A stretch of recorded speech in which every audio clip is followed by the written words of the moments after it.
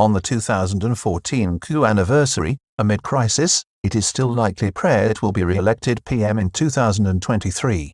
Stinging criticism from former Pheu Thai strategist Khunying Sudarat Keyuraphan and ex-Prime Minister Yingluck Shinawatra will be aired by the media, but it is the organising on the ground by the Palang Pracharat Party over the last few years that should be looked at under constitutional provisions which suggest that a government led by Prime Minister Prayut Chan ocha will be formed in 2023, if not before that, after the country has emerged successfully from the virus challenge.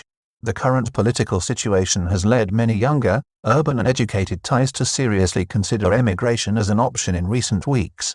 On the 7th anniversary of the 2014 coup, and with the country facing a financial and public health crisis, there is every reason to believe that Prime Minister Prayut Chan ocha is on course to be re-elected Prime Minister of Thailand in 2023, if not before. Over the weekend, former Pheu Thai strategist Khunying Sudarat Keyuraphan, a former minister, Bangkok MP and now leader of the newly formed Pheu Thai Party, used the occasion to castigate the current government as a flop, while a ministry spokesman hit back by pointing to international surveys and credit rating agencies which have endorsed the kingdom.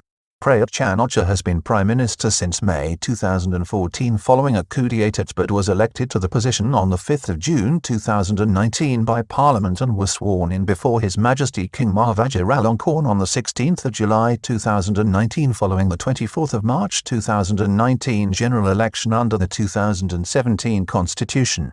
Given the provisions of that charter and the current political situation, even with the virus crisis, the PM is likely to be re-elected to the role before the 24th of May 2024 or more likely in 2023. The anniversary of the coup has drawn a scathing critique of the government from the leader of the newly formed Pheu Thai Party, Khunying Sudarat Keyuraphan, who was formerly chief strategist with Pheu Thai and during the 2019 election, the public face of Thailand's largest party as it campaigned especially in Bangkok. The 60-year-old former MP with an MBA and a graduate of Chulalongkorn University had only joined Pheu Thai in 2018 but served as a senior minister in successive governments led by Thaksin Shinawatra, and before that in a government led by former Democrat leader and now Parliament President and House of Representatives Speaker Chuan Lik Pay.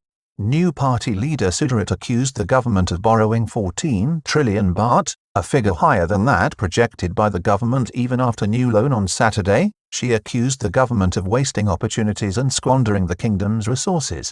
She claimed that the public debt level in Thailand was 89.4% of GDP at 14 trillion baht, a level far higher than official figures. She described General Prayut's government as being a flop. In 7 years in office, Prayut has spent 20.8 trillion baht in state budgets and borrowed 4.9 trillion baht, sending public debt through the roof at a record 14 trillion baht, or 89.3% of GDP, Khunying Sudarat declared. The administration flops in every dimension. I feel sorry for the lost opportunities of Thais. This week, the government and Ministry of Finance announced that it would borrow 700 billion baht over the coming months, bringing the kingdom's official public debt to 59% of GDP or 9.8 trillion baht. Ex-PM Yingluck Shinawatra asks Thais if Prayut has delivered on his promise in 7 years of rule. The government was also the subject of a broadside from former Prime Minister Yingluck Shinawatra, who was elected by a landslide in 2011 and ousted by a constitutional court decision weeks before the 2014 coup toppled the democratically led government led by the Pheu Thai Party. 7 years after the coup has been a period when the country and Thai people lost development opportunities, Ms. Yingluck wrote in a Facebook message to the Thai public. Has General Prayut fulfilled his promise of returning happiness to the people? Authorities making progress in the virus crisis with a plan to reopen the kingdom still on track. The government, currently engaged in the battle against the COVID-19 virus and campaign to vaccinate the population, has been also responding to the criticism on the anniversary of the coup.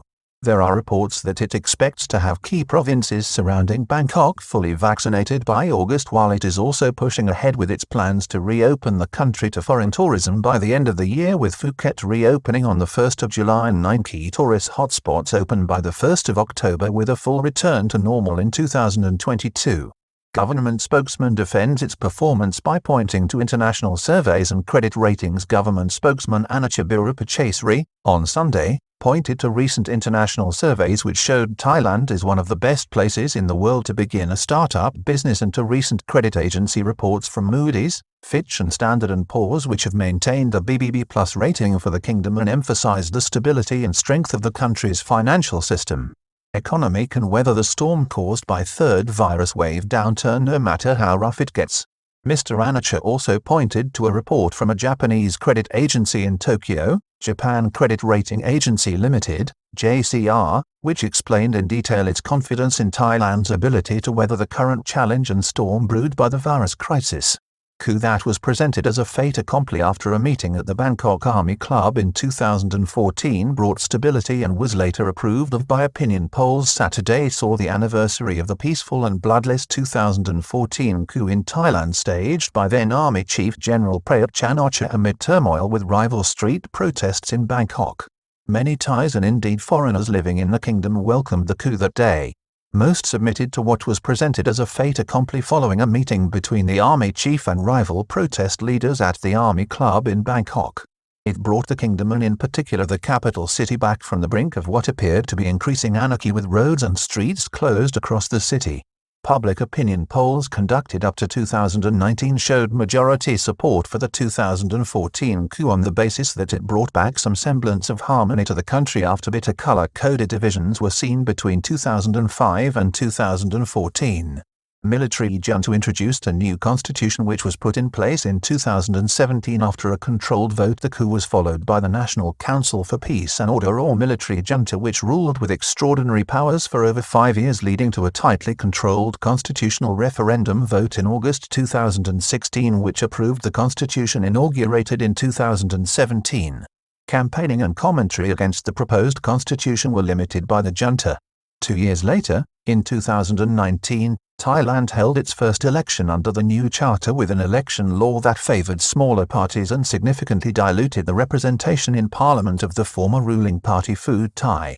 Under the 2017 constitution, section 272, the election of a prime minister in parliament must be undertaken by a quorum of both houses of the legislature including the elected House of Representatives and a selected Senate for a period of 5 years following the sitting of the first parliament which was formally opened by King Ma Vajiralongkorn on the 24th of May 2019.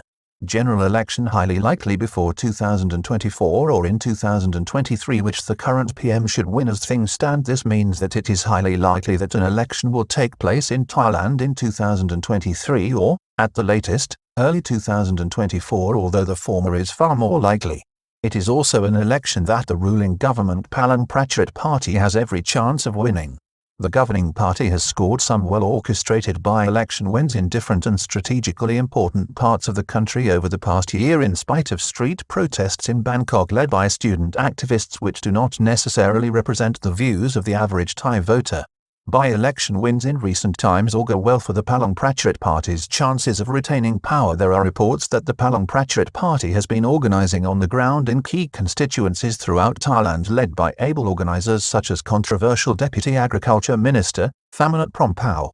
Thammanat gets the all clear from the Constitutional Court in relation to Australian drug allegations under the provisions, including Section 272, until 2024 the sitting Prime Minister Prayut Chan ocha would again be likely to emerge as his own successor for a second time. The only limiting factor in the way of the Prime Minister is that he cannot serve in his current capacity for more than 8 years under Section 158, but this would likely be held to have only commenced in July 2019 under the new legal provision or constitution.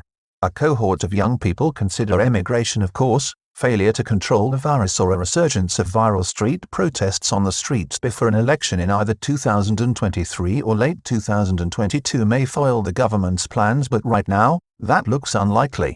Indeed, it is this conclusion that has led many younger, educated and urban Thais to consider emigrating from the kingdom as an option in recent months as the political situation appears impervious to change or pressure from the ground. This cohort of Thais believes that the country lacks democratic accountability and are, in fact, part of a movement that extends beyond Thailand's borders into other countries in Southeast Asia.